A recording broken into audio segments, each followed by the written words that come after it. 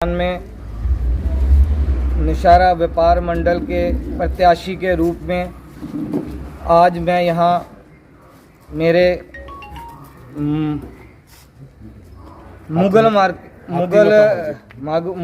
Palace के पास जो market है, जो हाथी मत्था मार्केट इसको बोलते हैं, यहाँ पर मैं आया। ये सारे दुकानदार भाई जो यहाँ पर खड़े हैं ये इसी मार्केट से बिलोंग करते हैं। आप इनकी जो मैंने कहानी सुनी, इनकी जब दुकानें देखी, शायद इतनी बड़ी बड़ी दुकानें हमारे बाज़ार में भी कहीं नहीं है। इतनी बड़ी बड़ी दुकानें होने के बाद भी आज इस साइड की मार्केट में कहीं भी कस्टमर नज़र नहीं आता। उसका कारण ये है, इन्होंने मुझे अपनी सारी कहानी बताई। मैं यकीन दिलाता हूँ कि इस मार्केट को अपलिफ्ट करने के लिए यहाँ पर जो ZDO ऑफिस की बिल्डिंग है, इसके पास स्टेट लैंड है। यहाँ पर एक ऑटो स्टैंड को शिफ्ट किया जाएगा। कंसर्ट अथॉरिटी से बात करके कोई भी एक रूट, मैं नहीं कहता कि किसी भी रूट का, कोई भी किसी एक रूट से ऑटो स्टैंड यहाँ लाने की कोशिश करेंगे और लाएंगे ताकि इस मार्केट को अपलिफ्ट किया जाए।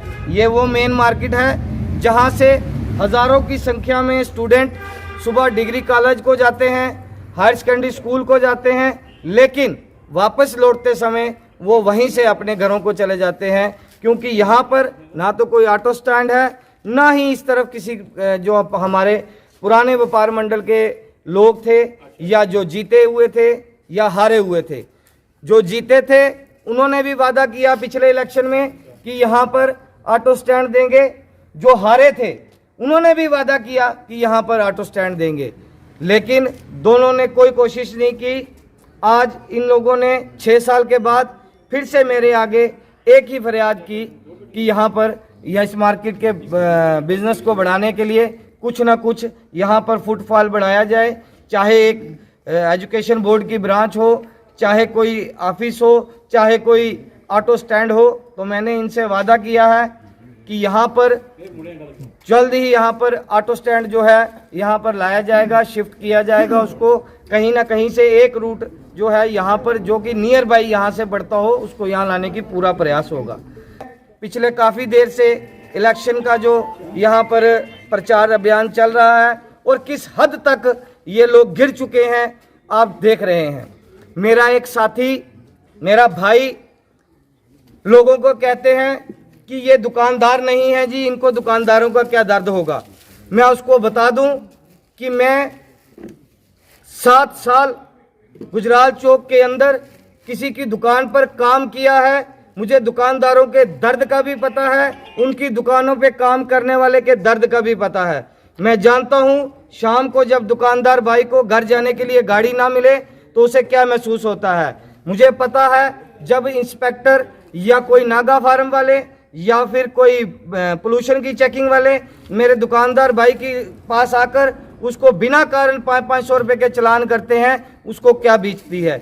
मैं जानता हूं एक परिवार का सदस्य जिसकी रोजी रोटी कमानी बड़ी मुश्किल है, स्कूल की फीस बच्चों की देनी बड़ी मुश्किल है, वो किस तरह इतने अपने सारा सिस्टम चलाता है, मैं हर दर्द से मानता हूँ। ये लोग वही लोग हैं, आपने देखा किस तरह चापलूसी करने के लिए ये हर जगह पहुंच जाते हैं। चाहे एडमिनिस्ट्रेशन की बात करूं या कहीं और मसले में, ये वो चापलूस लोग हैं जिन्हें सिर्फ बड़े बड़े लोगों के साथ चापलूसी करना आता है। मैं आपके पास यहाँ बीच में इस मैदान में आपके हर राइट की रक्षा करने के लिए यहाँ पे आया हूँ। मेरा विजन है, आप देखते हैं निशारा के हर दुकानदार के बाहर जैसे ही आजकल मोटरसाइकिल लगता है, ट्रैफिक वाले आते हैं, फ़ोटो खींचते हैं, चालान कर देते हैं।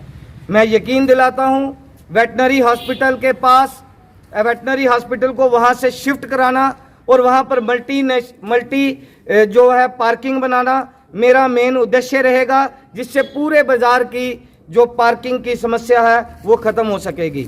इसी तरह हमारी ठंडी गली वाली जो मार्केट है उसके पास जैकफेड की एक पुरानी बिल्डिंग है, उस बिल्डिंग को रिकंस्ट्रक्ट करा के उसके बीच में से रास्ता रखा जाएगा ताकि उस वहाँ से जो ऊपर वाली मार्केट है उसको भी फ्लो मिल सके और वहाँ पर पार्किंग की व्यवस्था भी की जाएगी।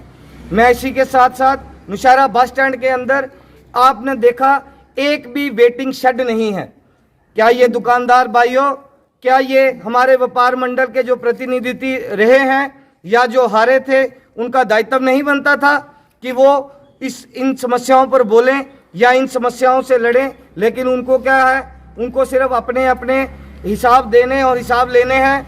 मैं आपके साथ वादा करता हूं कि हर एक से मिलकर, हर एक की बात सुनकर हम अपने इस व्यापारी संगठन को आगे लेके जाएंगे। मैं ये यकीन दिलाता हूं कि हर एक व्यापारी, चाहे वो गांव का हो, चाहे वो शहर का हो, चाहे वो छोटा बिजनेस करता हो, चाहे वो बड़ा बिजनेस करता हो, एक नज़र से देखा जाएगा। कोई भी निर्णय लेने से पहले सबकी राय ली जाएगी। हर मार्केट को, चाहे वो ब्रिगेड के पास वाली मार्केट हो, चाहे वो दर्शन नगर वाली मार्केट हो, चाहे वो शांति नगर वाली मार्केट हो, चाहे वो आरा मार्केट हो, बस स्टैंड मार्केट हो, चाहे वो गुजराल चौक वाली मार्केट हो, रामलीला ग्राउंड वाली मार्केट को, हर एक, और यहाँ पे जहाँ मैं खड़ा हूँ ये हाथी मथा मार्केट इसको बोलते हैं, हर एक मार्केट के एक एक सदस्य की राय लेकर के ही फैसला होगा, ना कि वो 4 लोग डिसाइड करेंगे।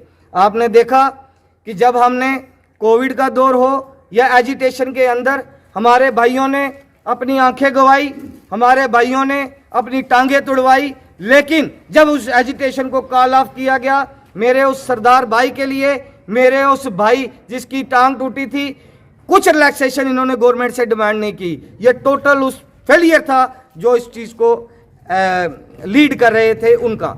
साथियों, मैं ये नहीं कहता कि एजिटेशन हमारी फ्लॉप हुई, एजिटेशन, लेकिन जो बंद करने का तरीका था वो गलत था। एजिटेशन का फल हमें आज नहीं तो कल ज़रूर मिलेगा, लेकिन उस 60 दिनों में मेरे दुकानदार भाइयों का जो नुकसान हुआ, मेरा किराए पर बैठा वो हर दुकानदार भाई, उसने किराया कैसा दिया, आज भी व्यापार मंडल के प्रधान साहब ने कभी उनको जाके नहीं पूछा।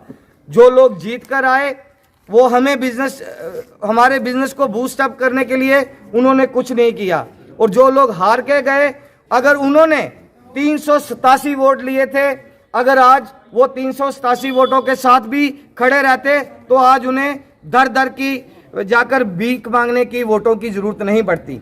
साथियों, मैं आपको यकीन दिलाता हूं, अगर आपका विश्वास मुझे प्राप्त हुआ, मुझे यहाँ पर सेवा करने का मौका आपने दिया, मैं वादा करता हूं कि अगर मैं 2 साल के अपने इस टेन्योर में अगर आपने मुझे दिया, आपके काम नहीं आऊँगा, और ना ही मैं चुनाव लड़ूंगा, और ना ही मैं आपके पास वोट मांगने आऊँगा। ये यकीन दिलाता हूँ कि आप सब मिलकर एक बार भारी मतों से एक सोच को कामयाब बनाइए। ये मेरी कामयाबी नहीं, ट्रैक्टर पर मोहर लगाकर हम सब जो अपने उज्जवल भविष्य की ओर बढ़ेंगे।